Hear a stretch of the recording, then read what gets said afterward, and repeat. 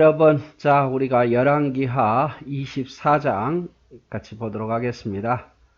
자, 오늘부터는 이제 두 장에 걸쳐서 남유다가 바벨론에 의해서 이제 멸망하는 그런 내용을 보려고 합니다. 유다의 마지막 왕은 시드기야 왕입니다. 유다의 마지막 왕은 시드기야 왕. 그래서 그 정도는 좀 기억했으면 좋을 것 같고, 유다의 마지막 왕 시드기야 때에 바벨론의 침공이 일어난다.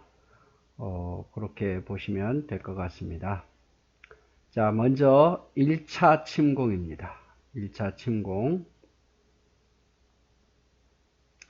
여호야김 시대에 바벨론 왕 느부갓네살이 올라오매 여호야김이 3년을 섬기다가 돌이켜 저를 배반하였더니, 이제 처음 아수르가 바벨론에 의해서 멸망을 하죠. 그래서 이제 아수르는 힘이 기울어지고 바벨론이 이제 아수르가 차지한 땅을 다 차지하게 됩니다. 그리고 이제 여호야김 때에 바벨론 왕 느부갓네살이 쳐들어오죠. 여호야김. 여호야김은 어디에 있냐면요. 여기죠. 여호야김은 우리가 잘 알듯이 애굽 정책이었잖아요. 애굽이 올라와서 요시야를 죽이고, 그래서 백성들이 요아스를 왕으로 세웠지만 애굽이 다시 돌아오는 길에 요아스를 폐위시키고 여호야김을 왕으로 세우잖아요. 요시야의 형제인 여호야김을. 그래서 여호야김은 애굽에 의해서 왕이 되었기 때문에 친애굽 정책을 폈겠죠. 바벨론은 그걸 싫어한 거죠. 바벨론과 또 애굽이 대결이 있기 때문에 지금 애굽주의자는 여호야김을 폐위시킵니다. 바벨론이 쳐들어와서. 그래서 여호야김이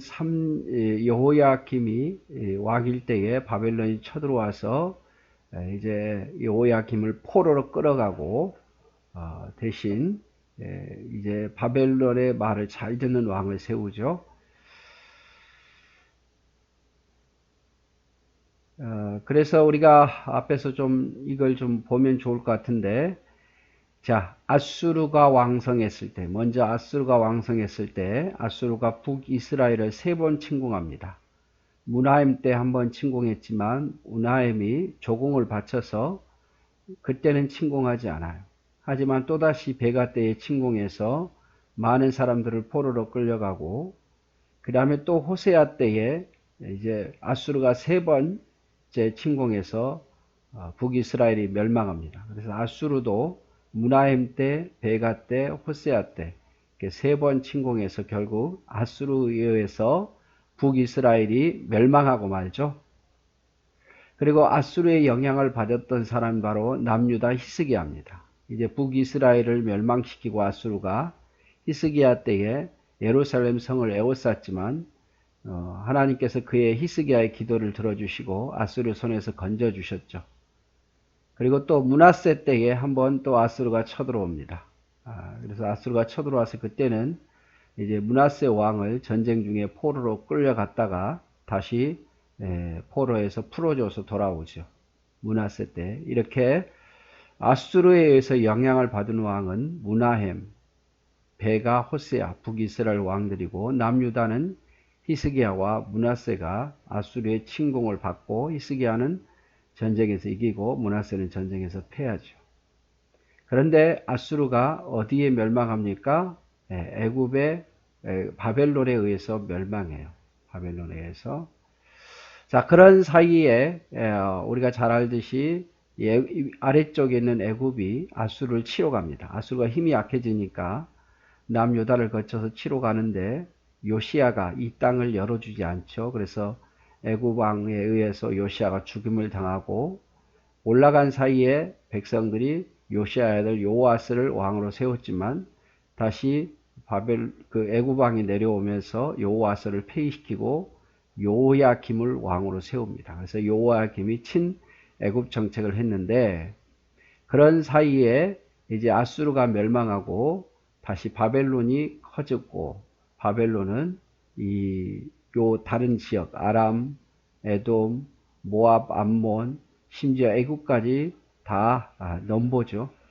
그래서 이 바벨론이 점점 커져서 요야김 때 1차로 바벨론이 침공하고 요야긴 때 2차로 침공하고 시드기야 때 세 번째 침공해서 시드기야 때 완전히 남유다도 멸망합니다. 그래서 북이스라엘은 아수르에 의해서 멸망하고 남유다는 바벨론에 의해서 멸망한다는 거 꼭 기억하시면 좋을 것 같아요. 그래서 아수르에서 북이스라엘이 멸망하고 남유다는 영향을 받았지만 멸망을 하지 않죠. 그리고 남유다는 바벨론에 의해서 멸망하고 세 차례 공격받았어요. 그래서 나중에 이 바벨론도 메데바사에 의해서 멸망합니다. 메데바사에 의해서 바벨론이 멸망하고 이게 멸망한 후에 메데바사에 의해서 페르시아 제국에 의해서 다시 이스라엘 백성들이 원하면 이스라엘로 돌아오게 해줬죠. 돌아오게. 그래서 포로 귀환이 이루어지는 겁니다. 자, 이렇게 요약을 좀 해드렸고, 자, 요야김 때에 바벨론이 쳐들어와서 요야김을 포로로 끌어가 버리고, 자, 2절에 여호와께서 그 종 선지자들로 하신 말씀과 같이 갈대아의 부대와 아람의 부대와 모압의 부대와 암몬 자손의 부대를 요야김에게 보내어 유다를 쳐 멸하려 하시니. 그래서 갈대아 부대, 갈대아 지역에, 즉 어떻게 보면 바벨론의 어떤 정복당한 나라들이에요. 아람, 모압, 암몬 이런 바벨론에게 의해서 정복당해서 바벨론이 직접 쳐들어오기보다는 요 나라들을 통해서 바벨론이 공격하게 한 거죠. 남유다를. 그래서 요야김이 전쟁에서 패합니다. 이 일이 유다에 임함은 곧 여호와의 명하신 바로 저희를 자기 앞에서 물리치고자 하심이니 이는 므낫세의 지은 모든 죄로 인함이며 또 저가 무죄한 자의 피를 흘려 그 피로 예루살렘에 가득하게 하였습니다. 여호와께서 사하시기를 즐겨하지 아니하시니라. 그래서 이미 하나님이 결정을 했죠. 마음에 결정했고 특별히 므낫세, 히스기야의 아들 므낫세가 악한 죄를 범하잖아요. 물론 끌려갔다가 다시 돌아와서 회개는 했습니다만은 그의 죄 때에 하나님께서 이제 유다를 멸망하기로 작정하셨죠. 그래서 결국에는 이제 이렇게 바벨론에 의해서 전쟁에 패합니다. 아직 멸망까지 이르지 않지만 바벨론에 의해서 여호야김 때에 남유다가 전쟁에 패하죠. 여호야김의 남은 사적과 모든 행한 일은 유다왕 역대지라 기록되지 아니하였느냐?